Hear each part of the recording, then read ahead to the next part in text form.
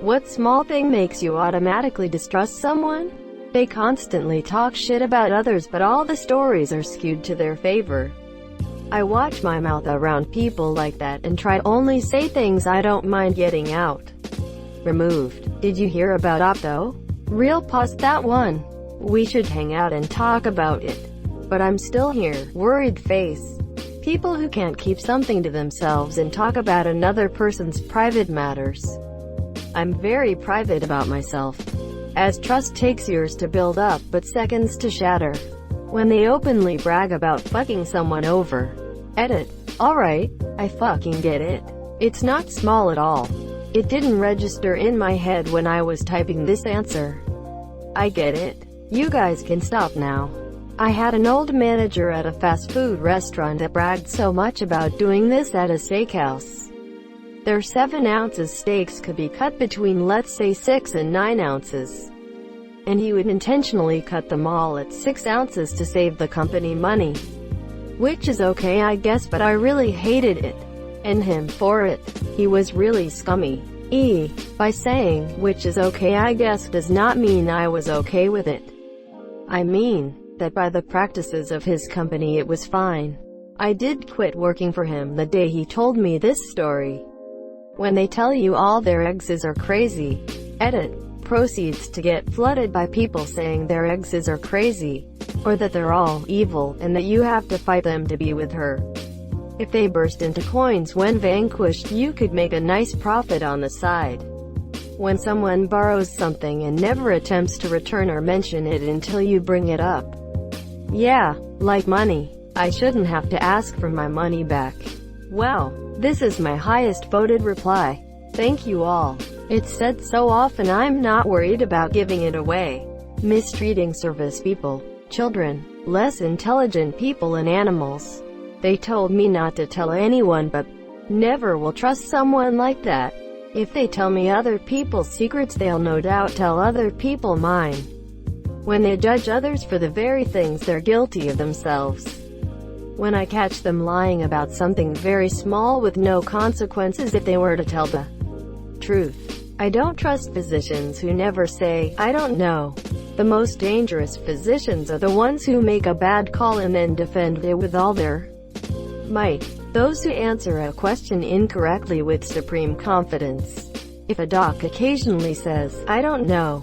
Let's look it up, then I know I can trust her. Hi, monsieur. Greater than I don't trust physicians people who never say, I don't know. If someone happily tells you they've cheated on someone before, one of the biggest red flags ever. When they put a lot of energy into manipulating people instead of just living their lives. Edit. Thanks for the silver. Also, many have pointed out that what I'm describing is not a small thing. Overall, that's true. However, what I'm talking about is the small, subtle efforts these people make throughout the day. That's what came to mind for me when considering the question. When they manipulate people in general. One better syndrome, where no matter what your experience, your history, your anecdote, theirs is better, worse, funnier. When I was younger we called them the one-upper. Well, when I was even younger than you I called them one-uppers before you ever did. Edit. I even get silver? Thank you everybody for the positive feedback. Never would have guessed this would catch fire like this. Well, I call them two-uppers. If I can't sleep around them, must be an enemy.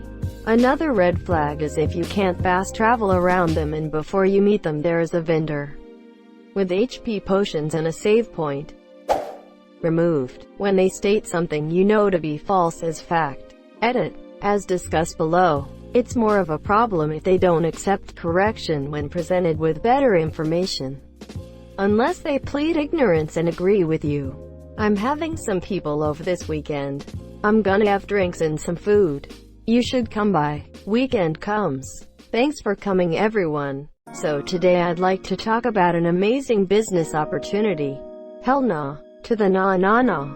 People actually do this? My boss did this to me and my wife once.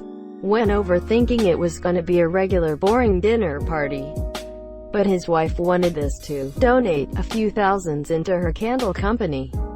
Turned to shit when they started arguing about their relationship and got the cops called over. Worst dinner I ever had, SMH. That one night. Not respecting my decision when I say no to something small. Thank you for letting me know you don't respect boundaries. Okay, hand. Are you sure you won't have a pomegranate?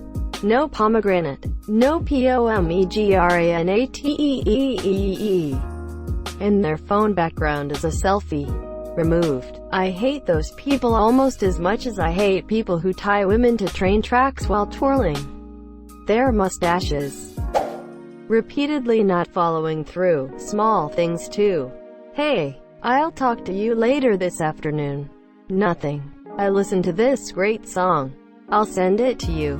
Nothing. I just feel like those little moments are foreshadowing bigger things, disappointments to come. Yeah, I feel ya. Whenever my girlfriend recommends a song, I listen to it. Even if it's by a band I don't listen to. But whenever I return the favor, she never does. It hurts. Seriously does. Someone who constantly interrupts. Or someone who talks too much and then visibly turns off when it's not their turn to talk. I work with someone who does this. She will flat out walk away if you're talking even though you stood and listened to her rattle on about it and then repeat herself later because you didn't have the desired reaction the first time. She reminds me of my child. She's 53. When they give non-apologies after doing something wrong. Like, I'm sorry to see you feel that way, instead of, I'm sorry for what I did. Or, that's just the way I am. Or, why do you care so much? Or, it's not a big deal. Greater than, I'm sorry to see you feel that way, instead of, I'm sorry for what I did. I have to say it. But sometimes apologies aren't warranted. And if someone fucks me over or does something that pisses me off and expects an apology, they can jump in a wood chipper. I'm sorry to see you feel that way. When they can't be happy when their friends succeed in the ways they haven't. If your jealousy is that profound, I don't want to be around you. When they don't turn down the music in the car so they can see better when parking. Clearly a psychopath. I turn down the music while getting a ticket from the machine while entering a parking lot. One time I had a friend with me and he asked me why I turned my music down to do that. I do it because you need to roll the window down to get your ticket out of the machine. There are many people walking past, coming to and from their cars. They might not want to hear my music. I just think it is polite to turn it down. I do it so the machine knows it has my full attention and I'm not being rude. I used to deliver pizzas, and I would blast the music constantly. Then when I was looking for an address I'd turn the music down without realizing it. Get out, deliver the pizza, then start the truck again. I always thought the pizza truck was programmed to have the volume down when it started. I mentioned how annoying it was to my coworkers and they informed me that I did that myself. And also there were a great many other things I did without realizing. I have ADHD but didn't know it back then. When their opinions on the same topics change depending on who they are with. Edit. I wanted to clarify that I mean this for when people actively have different opinions about the same subjects all in the same day or week. Not enough time to change their mind, and if they change it that often then it still stands. You have no idea where someone stands if they consistently change their mind on things, and therefore I wouldn't trust them. Monsieur. I do not mean for this to apply to people who are just passively agreeing or not arguing in order to keep the peace with family or in a work situation. That's just being polite. Any interviewer that brags about the family atmosphere at work or puts too much emphasis on the culture. We work really hard but we're like family. So it's totally okay if we take advantage of you. I left a job after our manager put a snidey post on FB saying how we're a big family and he's so chill and better than other stores of the same company in the area. So we shouldn't complain about things to management because we wouldn't want to work at the other Stores right. This is the day after I found out my bonus had been cut for several months. Made if I worked at the other stores I'd have double the hours and a much larger bonus. Don't throw family in my face. Overtime means family. Family means no one gets what they deserve. Accountability. Not owing up to their mistakes. Improper apologies. Asterisk asterisk TL. Doctor of this story, I make time out of my day to give the girl, my friend, a free photo shoot, which I rarely do anymore. She shows up an hour late, apologizes so that both of us take the blame when I am not in the wrong at all. Asterisk asterisk. I scheduled a photo shoot for 4 p.m. Monsieur. I was there at 3:50 p.m. Monsieur at 4:10 p.m. She tells me she's at Party City. It was a birthday shoot. I asked her why is she over there when she knew she had to be at the location at 4 o'clock p.m. Monsieur. She tells me not to worry and that I'm almost there. I tell her she's got until 4:30 p.m. and then I'm going to leave. Side note, she has done this to me repeatedly before and I've grilled her, both through text and in person, about her timeliness. She is regularly, no joke, an hour or 2 hours late. Prior to this meeting, we did dinner with a few friends. I told everyone to be there at 7 p.m. and I told her to be there at 6 p.m. Monsieur. She showed up at 7:30 p.m. Monsieur. She also made a friend wait 2 hours for her own dinner. Every time she's late, she has a new excuse.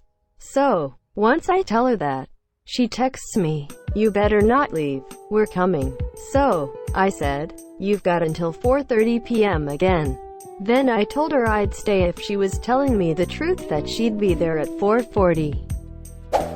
I told her to screenshot her maps. After repeatedly demanding to see her maps, she reluctantly sends me a screenshot. She'll be there at 4:50 p.m., not 4:40 p.m. like she was saying. It was 4:27 p.m. when she sent that. I have been waiting for 40 minutes. I put my car into drive and I leave. She texts me 20 minutes later asking where I am, Monsieur. 2 days later she says, paraphrased, "I'm sorry, but next time don't schedule it so far from me." This is why I was asking if you could shoot somewhere else at 12 p.m. Monsieur. So, everything is her fault. Yet she doesn't even want to be held accountable for it. A half-assed apology. I told her straight up how I felt. Please tell me I'm not crazy. Everyone, please tell me that I have the right to be outraged by this complete disrespect of someone else's time. I'll attach screenshots of this convo shortly too if y'all would like. Edit. I would also like to clarify that she said to me that her house was an hour and 30 minutes from the location. I texted a mutual friend of ours and asked her for her late person's address. She is only 30 minutes away from the location. She lied to me so many times instead of owning up to her being late. Even if you were an hour and 30 minutes from the location, that doesn't stop you from not being on time. Yes, people who are always late have themselves as the #1 priority at all times. I understand having poor time management skills and thinking you can get ready and get somewhere sooner than you actually can. Or that occasionally shit happens and makes you severely late. Just don't make excuses. Own up to it. And update the people who are going to be waiting for you ASAP so they waste as little of their time as possible. Really though, I think people who deflect accountability for everything are definitely the least trustworthy. They will fuck other people over and tell them it's their fault. They can rationalize doing basically anything. Thank you for watching.